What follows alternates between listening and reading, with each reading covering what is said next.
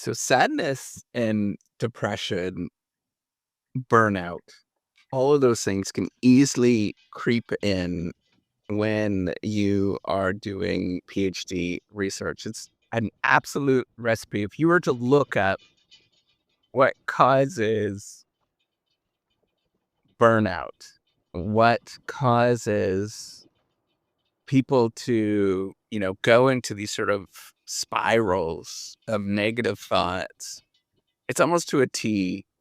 It's research. Like, I think honestly that people that study this stuff actually just draw inspiration from their own experiences. The sort of cycle where it's ambiguous, where your feedback is not clear.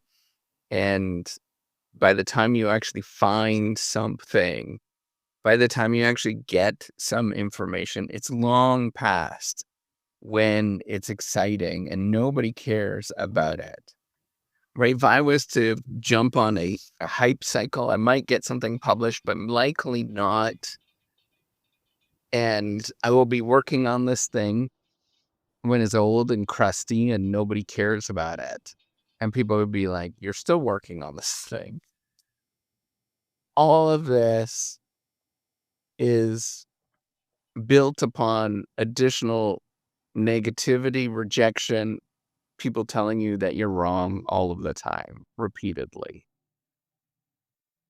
So I paint a negative picture with all of this. And I paint it as this is the serious issue that we face. And it's true. If you were to look at it and you were to talk to anybody that has real research experience that has done this for a while, they'd be like, oh, this guy's just like, um, he's playing it to the T. Whenever I get like this, I change the story and I try to make things different and have a different view. Um, that view of this sort of feedback cycle, or that you're incentivized, or that you're doing this for monetary value or whatever, right? Like to get a career, which I think is very practical. It's very like makes sense, but it changes the conversation and makes you feel miserable throughout all of it. How I actually view what I do is to distance at every moment, distance myself from all of that and distance myself from the realities of what I actually try to experience. And I try to focus on instead just the absolute privilege it is to go out and do something. And what this does, and it's all a privilege. I want you to sort of like, once you realize this, and I know that like some people that have listened to this message before, it's deeply kind of comes from, religious backgrounds where there are some religions that actually teach about this. It's very central to what they think about. But it's a remarkable opportunity that we actually have. And if you're given this remarkable opportunity, don't squander it, right? Like the opportunity of living, the opportunity of we've got the short, tiny window. It's an opportunity that when I think about this, I think, first of all, just how freaking privileged it is to be here right now. Um, to be in a world of I can literally look around in front of me at any given thing and be like, oh man, that didn't exist 100, 200 years ago.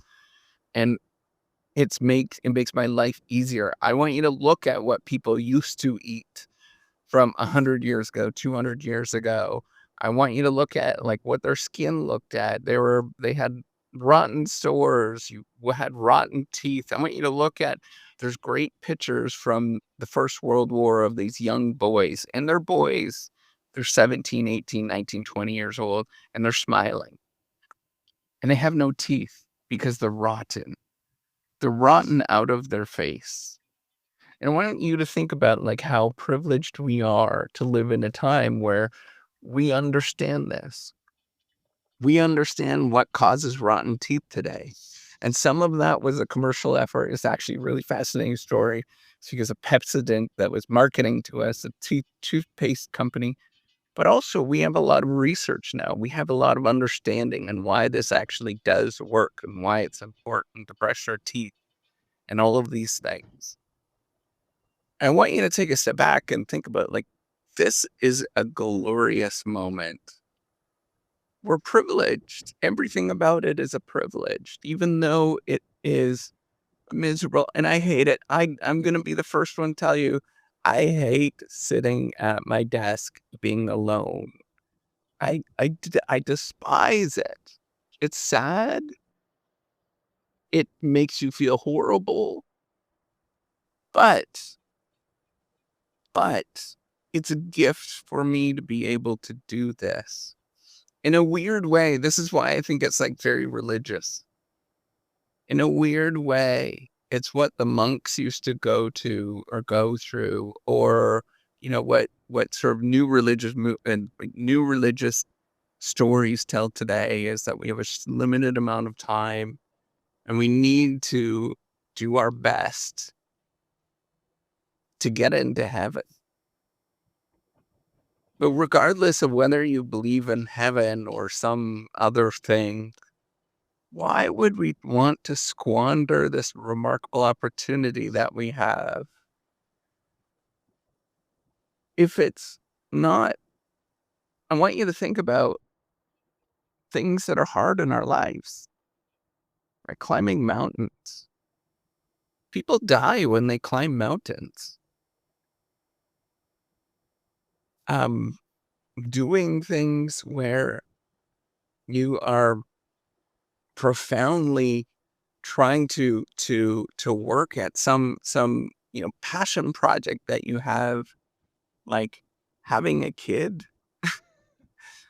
There are many times I've got two wonderful boys, and there's many times, particularly when they're younger, you're up all hours of the night.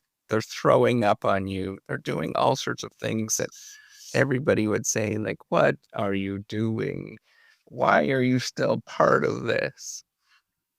I want you to take a step back and say that all of this is a privilege to be part of it. All of it is a moment in time that we're going to lose. And if you don't put in the time and effort into something that is difficult, that nobody else understands, that people are going to discount you, all of these things are true. They're going to look at you. They're going to say that what you're working on is a stupid idea. All of this is true.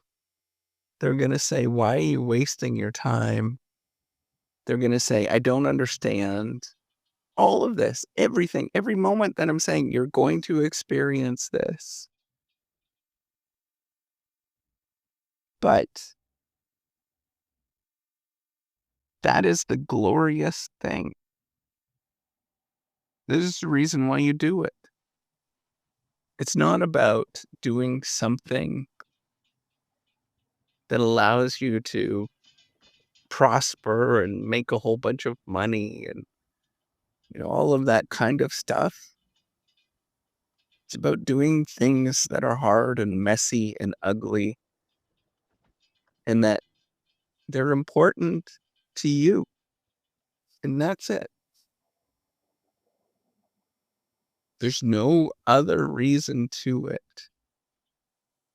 They're just important to you.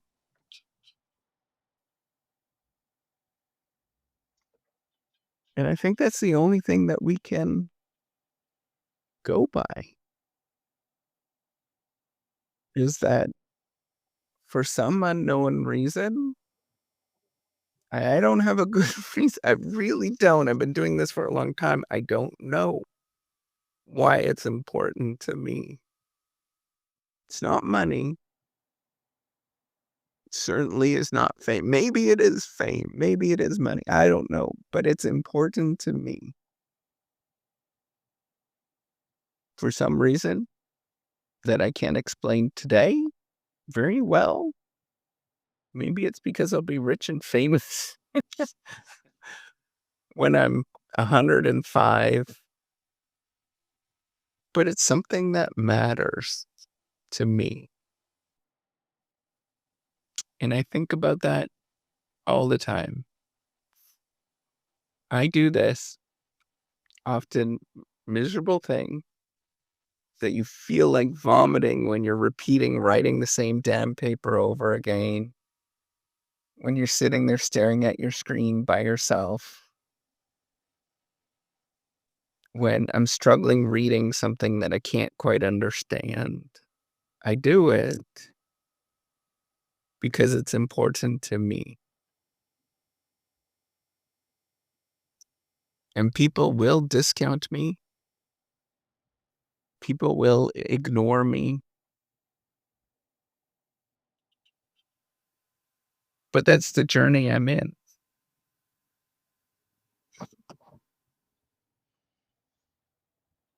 That's what it means to be a researcher. That's what it means to do scholarly activity. And a lot of you are going to listen to this and discount me because I don't know what I'm talking about. That's okay. I wish you all the best. Peace and love every day. And that you learn how to smile inside, even when the chips are down. Take care. And have a